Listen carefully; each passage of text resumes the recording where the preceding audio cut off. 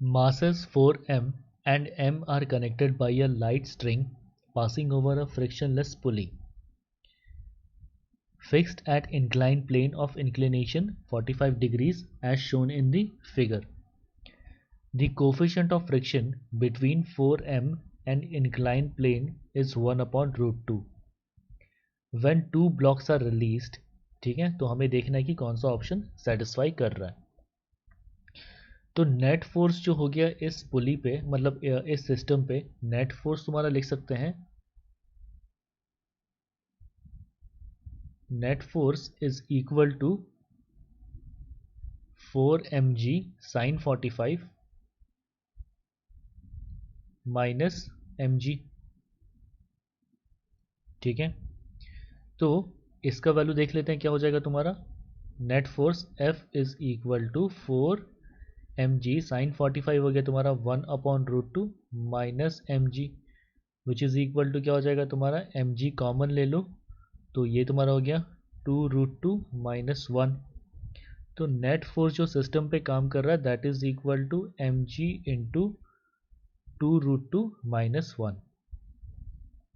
Okay, तो अभी ये जो तुम्हारा 4m ब्लॉक है, ठीक है, 4m ब्लॉक है, इस पे maximum value of friction force कितना हो सकता है. Max value of friction force on 4m block. ठीक है, तो ये friction force is equal to mu. Mu का वैल्यू तुम्हारा यहाँ पे दिया हुआ है, mu is equal to 1 upon root 2. तो म्यू इंटू एन, और एन का वैल्यू क्या हो जाएगा 4mg cos 45. तो फ्रिक्शन फोर्स हो गया तुम्हारा 1 upon root 2 into normal reaction force that is equal to mg cos 45. ठीक है, 4mg क्योंकि 4m इसका मास है. तो friction force is equal to क्या हो जाएगा 2mg.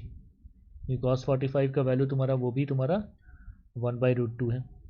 तो हम देख सकते हैं यहाँ से इन दोनों इक्वेशन को कंपेयर करके, इक्वेशन 1 एंड इक्वेशन 2. ठीक है, फ्रॉम इक्वेशन 1 एंड 2, ठीक है, हम देख सकते हैं कि नेट फोर्स जो सिस्टम पे एक्ट कर रहा है that is less than maximum value of friction force. ठीक है, मतलब क्या, इसका मतलब कि तुम्हारा लिमिटिंग वैल्यू अभी तक रीच हुआ ही नहीं है इसका. ठीक है, क्योंकि नेट फोर्स का वैल्यू अभी कम है, तो ऐसे में the system will remain static. System remain static, तो इसका मतलब क्या, सिस्टम का नेट एक्सेलरेशन तुम्हारा 0 है. तो बेसिकली 4m और m कोई भी मूव नहीं कर रहा है. तो जब मूव नहीं कर रहा है तो हम लिख सकते हैं सीधा that t is equal to mg, क्योंकि इस ब्लॉक के लिए देखो, इस ब्लॉक के लिए तुम्हारा एक ही फोर्स है t ऊपर की तरफ, ये m है, और इसका वेट नीचे की तरफ, तो t is equal to mg.